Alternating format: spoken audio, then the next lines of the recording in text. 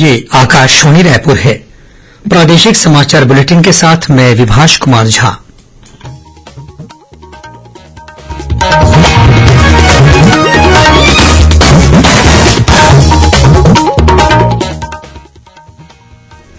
और अब पेश है आज के मुख्य समाचार। 21 मई को राज्य के विभिन्न जिलों में कार्यक्रमों का आयोजन कर राजीव गांधी किसान न्याय योजना की पहली किस्त का किया जाएगा भुगतान। पेंड्रा के पास बिलासपुर कटनी पैसेंजर ट्रेन पर हाई टेंशन तार टूटकर गिरा, किसी जनहानि की खबर नहीं। मलेरिया मुक्त छत्तीसगढ़ अभियान का छठा चरण आज से बस्तर संभाग में शुरू और सरगुजा और बस्तर संभाग के साथ ही कोरबा जिले में सहायक शिक्षकों की भर्ती प्रक्रिया जल्द शुरू की जाएगी।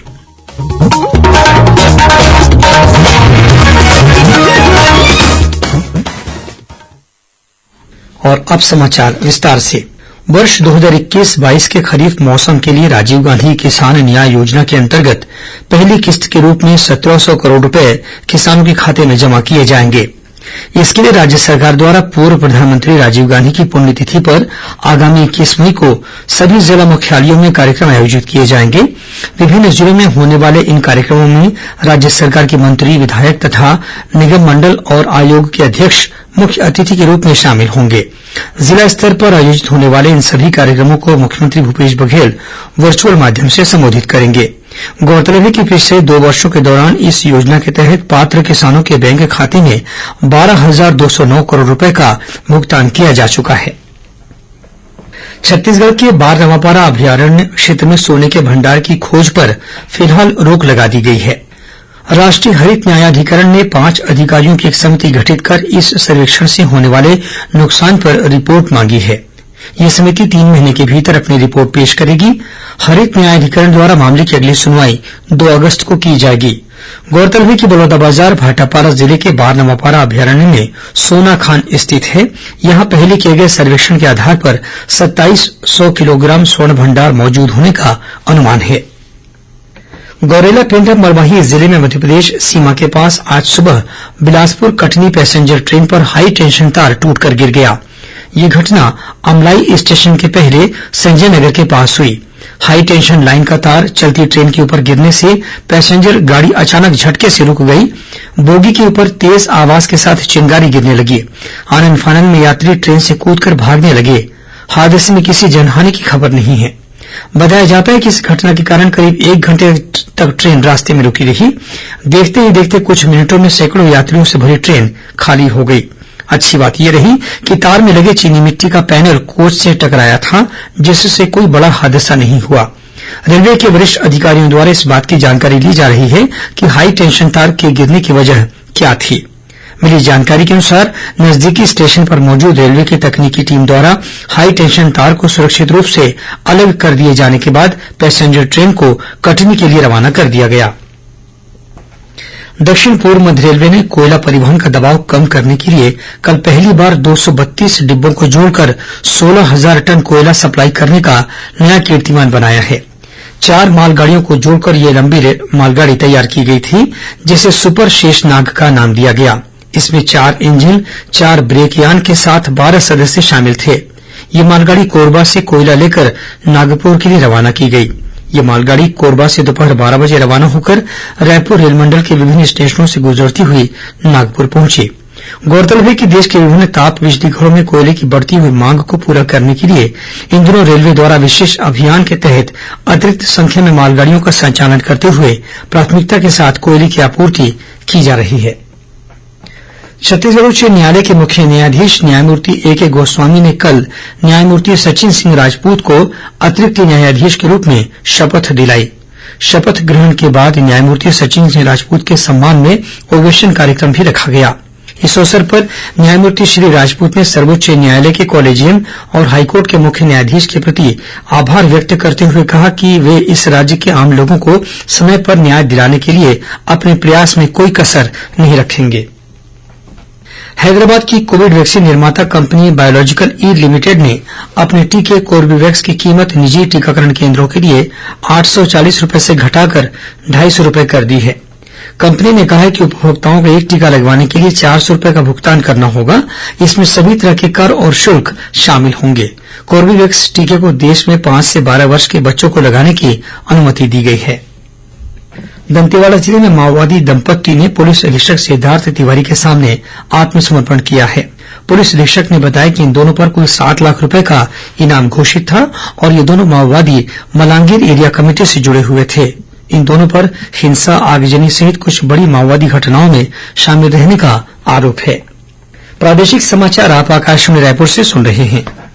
छत्तीसगढ़ की खबरों से है आपका वास्ता और खबरों की विश्वसनीयता से है हमारा वास्ता। आकाशवाणी समाचार रायपुर के प्रादेशिक समाचार बुलेटिन के साथ ही हमारे समसामयिक कार्यक्रम आप रेडियो के अलावा अपने मोबाइल पर भी सुन सकते हैं। आकाशवाणी समाचार फेसबुक, ट्विटर और यूट्यूब पर भी उपलब्ध है। हमारा Facebook page Chhattisgarh news on AIR, Twitter handle CGAIR news और हमारा यूट्यूब चैनल है छत्तीसगढ़ AIR न्यूज। तो अब रेडियो के साथ ही आपके मोबाइल के जरिए भी हम पहुंच रहे हैं आप तक। छत्तीसगढ़ की हर खबर के लिए सुनते रहिए आकाशवाणी समाचार। और अब आगे बढ़ते हैं बाकी के समाचारों की ओर। श्रोताओं, आजादी के अमृत महोत्सव पर आकाशवाणी समाचार द्वारा राष्ट्रीय स्तर पर आयोजित की जा रही प्रश्नोत्तरी के तहत आज का प्रश्न है, उस स्वाधीनता सेनानी का नाम बताएं जो मैसूर के गांधी के नाम से लोकप्रिय थे। उन्होंने अस्पृश्यता उन्मूलन की वकालत की और 1925 में खद्दर सहकार संघ की शुरुआत की। श्रोता अपने उत्तर व्हाट्सएप नंबर 88265 46262 पर या email ID Amrit Mahotsav quiz@prasarbharati.gov.in पर भेज सकते हैं। इस प्रतियोगिता के लिए एक भाग्यशाली प्रतिभागी को विजेता चुना जाएगा और कल के समाचार प्रभात में उनके नाम की घोषणा की जाएगी। विजेता को ई प्रमाण पत्र और सांकेतिक पुरस्कार दिया जाएगा। मलेरिया मुक्त छत्तीसगढ़ अभियान का 6ठा चरण आज से बस्तर संभाग में शुरू हो गया है। अभियान के तहत इस बार मलेरिया के साथ साथ टीबी, मोतियाबिंद और स्केबिस रोगों की जांच भी की जाएगी तथा पीड़ितों को तत्काल इलाज उपलब्ध कराया जाएगा। प्रदेश के स्वास्थ्य विभाग और राष्ट्रीय स्वास्थ्य मिशन द्वारा बस्तर संभाग के सभी 7 आकांक्षी जिलों के 32 विकासखंडों में 16 जून तक यह अभियान संचालित किया जाएगा। इस दौरान 35 लाख से अधिक लोगों के स्वास्थ्य की जांच की जाएगी। इस अभियान के अंतर्गत घर घर जाकर लोगों की जांच के लिए गठित दलों में स्वास्थ्य कार्यकर्ताओं, स्वास्थ्य पर्यवेक्षकों, मितानिन प्रशिक्षकों, सामुदायिक स्वास्थ्य अधिकारी और मितानिनों को शामिल किया गया है। अभियान के तहत RD किट के माध्यम से मलेरिया की जांच की जा रही है। कल 18 मई को अंतर्राष्ट्रीय संग्रहालय दिवस के मौके पर भारतीय पुरातत्व सर्वेक्षण ASI का रायपुर कार्यालय मल्हार में एक विशेष कार्यक्रम का आयोजन करेगा। छत्तीसगढ़ में मल्हार को पुरातात्विक दृष्टि से महत्वपूर्ण माना जाता है।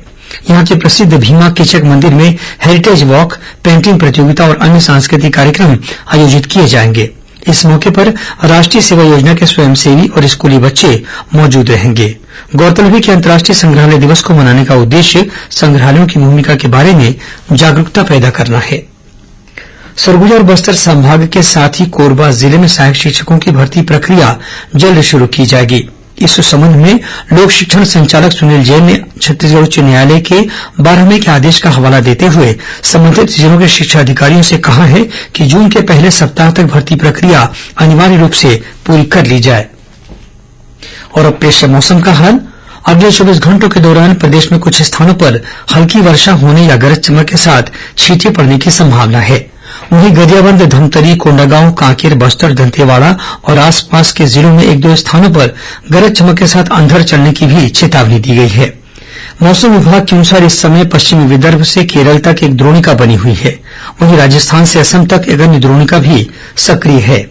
इनके प्रभाव से दक्षिण से आने वाली नमीयुक्त हवा की प्रबलता बढ़ रही है। इस वजह से प्रदेश के अधिकतम तापमान में औसत रूप से गिरावट होने की संभावना है। अब कुछ खबरें संक्षेप में सुन लीजिए।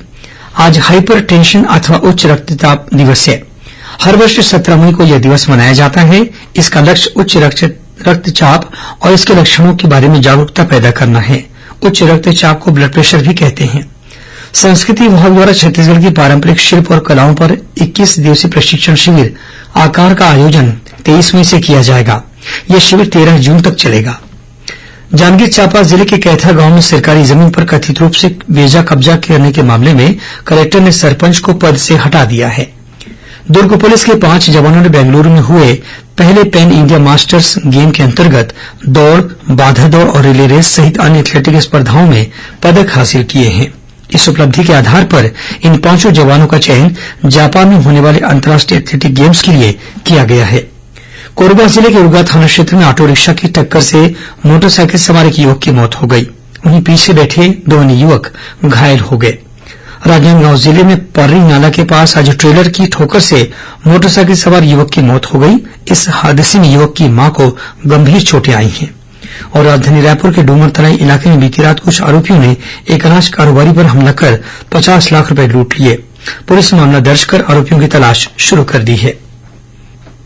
राष्ट्रीय डेंगू दिवस के अवसर पर कल रायपुर में जिला स्तरीय कार्यशाला का आयोजन किया गया।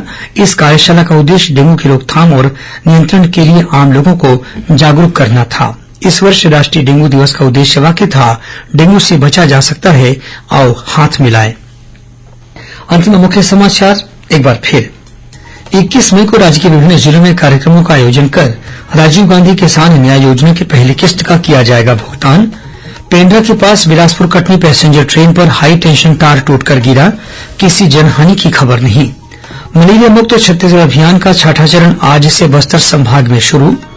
और सरगुजा और बस्तर संभाग के साथ ही कोरबा जिले में सहायक शिक्षकों की भर्ती प्रक्रिया जल्द शुरू की जाएगी। इसी के साथ प्रादेशिक समाचार बुलेटिन समाप्त हुआ। नमस्कार।